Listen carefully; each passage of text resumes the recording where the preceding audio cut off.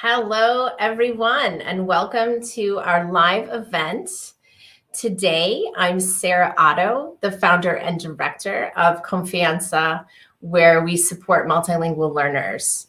And I wanted to make sure to give an extra special warm welcome to our educators in Rhode Island, as this event and some upcoming events are scheduled especially for them during their PD days, whether you catch this live or in the archive. And a warm welcome to everyone joining us near and far. I know that it's especially challenging right now as back to school takes on an entirely different meaning than ever before. I've been in education for over 20 years, and I thought I'd seen a lot, if not all, of what's possible in education. But boy, this year has been really, really, really full of unforeseen challenges. And so I'm here today to talk with you about some of the lessons that I've learned and the educators that I work very closely with as my role as an instructional coach and as a leadership coach, to bring in some fresh ideas and maybe some old and oldie but goodies in terms of supporting our multilingual learners remotely. And in this case, during a pandemic. We're still in a pandemic. This is nothing new for those of us that have been working remotely since March. And so here we are, moving into the fall, and many of us are in hybrid environments. Some of us are remote only out here on the East Coast, where I am in New England, where a lot of the schools that I serve, we don't even know yet what the plan is. So if you're in that situation, you're in good company, because I think we're all kind of figuring out what we're trying to do here. So I'm right there with you. And I just really want to, again, think about what are our hopes and fears as we go into the school year, and share with you some of the things that I've learned. And I do want to make sure that you can participate through the chat if you're here. Hello, welcome. Hi, Darlene. Great to have you here, and others as well. And I'm going to be sharing with you, again, some things that I think have worked, and then I'm really excited to try some new things as I get ready to work with students and teachers and leaders as soon as next week, in some cases, in some states where we work. So I'm really going to be sharing with you a framework that I developed last spring. It's not really revised since we worked together, and since I shared this framework in the spring. I'm going to put the original blog in the chat for you here. But I think there's some potential new things that we can talk about around these 3 C's. And the 3 C's are such: comforting, communicating, and connecting.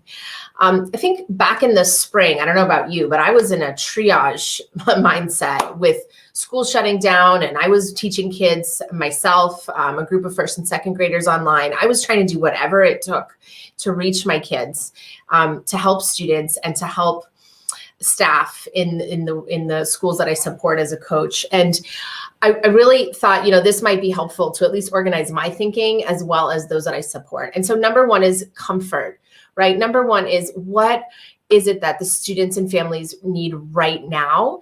And again, I don't know that this has changed so much for a lot of the families that we work with since March. I know that we're still trying to make sure that if kids aren't coming to school, that they're getting lunches, they're getting devices, they're getting Wi-Fi. All those things are going to be continuously important as we move forward. I do consider that all basic needs, right? We live in an age of technology. So we don't want to take for granted or assume that everyone has enough devices for every household. So that continues to be a priority. And I know with a lot of the schools that I support, it's a real push right now to make sure that we have broadband across the community, or that if students are learning in other spaces besides their homes, that we have access to what they need. And that goes right along with comforting. But again, I think I'd like to add, as I'm working with teachers and planning the first couple of weeks of school, let's kind of slow down and make sure that we're building that community online.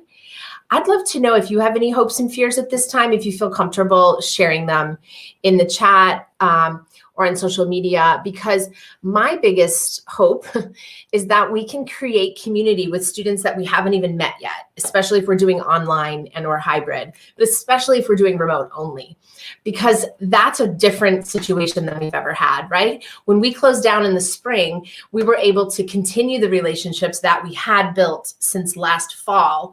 And then when things shut down in the spring, we could continue those relationships online. My hope, but it's also my fear, is how do we build those relationships online when it's online only? You know, I don't have all the answers. I interviewed Emily Francis recently about this very topic. And so I encourage you to check that out if you haven't already by looking at our archive videos. But Emily was saying a lot of the things that I've been noticing too, which is let's slow down and let's comfort kids and build that community by asking them a lot of questions about how do they like online learning? What has worked? What hasn't worked? You know, what are their basic needs right now? Is anybody in their household sick? Are they feeling nervous, stressed? What are their biggest challenges and what are their hopes and needs right now? And extending that to families as well, right? Because we want to make sure that families are included. And that goes with the second C, which is communication. And that is more important now than ever. I think it's really clear in my work in supporting schools that if schools didn't have a bilingual, multilingual outreach plan before, then really, you know, how are we going to continue it online as things are in primarily remote learning environment? So if you don't have a communication plan for interpreters, for translators, for making sure that we're reaching families in multiple modalities through strong communication, this is the time. And with that, I always recommend that your English learner specialists come in to help because they are the experts. English learner experts are not just proficient in teaching language, but we wear multiple hats. We're often the ones that know the families the best or know ways of reaching families using different kinds of communication apps and outreach strategies like that. So let's make sure that we're bringing in the ELL specialists always, but particularly now. And I think that goes along with collaboration. I've heard from many of my schools that I support that they've actually found more time for collaboration than ever. Hallelujah. Isn't that an amazing silver lining? That's a hope that I have as well, that we can continue to find more time to collaborate because we really need to make sure that things make sense for our students, not just that they're getting stuff kind of pushed out from the science teacher and the math teacher and the ELA teacher, but that there's a cohesive communication plan. One platform like Google Classroom, for example, you know, one logon, Flipgrid, they can use across multiple classrooms. Let's get clear from the school to home for those really strong home and school connections and communication. As we all know, it's critical now more than ever. And that goes to the last C, which I think is always important, as all these C's are. And that's really the whole impetus behind my company, Confianza, which is relationships, right? Confianza is a word that means mutual respect and trust. And that needs to be there for all students, but particularly when there's a language or cultural difference, we've got to make sure that students know that we care, right? So it's not enough just to be teaching the latest standards and strategies and tips and tricks and content. But if there's a disconnect where students don't quite see that we are there for them and that the relationships are the driver, not just the content, then, you know, we're going to make much more progress in terms of cultivating that online community as the school year starts and making sure that students know that they're really, really important and they're the center of all of our learning. I've heard lately from some teachers that I've supported this summer. I've gotten to work with hundreds of teachers this summer in our online courses. And I've heard a couple different tips that I'd like to pass on around these topics. And one is, if we're using terms like synchronous and asynchronous, that's great because we want to teach kids about what online learning techniques are. But we could also use terms like on demand for synchronous and live for asynchronous. Or live for synchronous rather, and asynchronous for on demand, because those are terms that kids might use, you know, in pop culture. And so we want to connect to that and make learning as fun and, you know, as exciting as possible. So I encourage you to, keep the students' needs in mind, the social emotional support as part of what we do.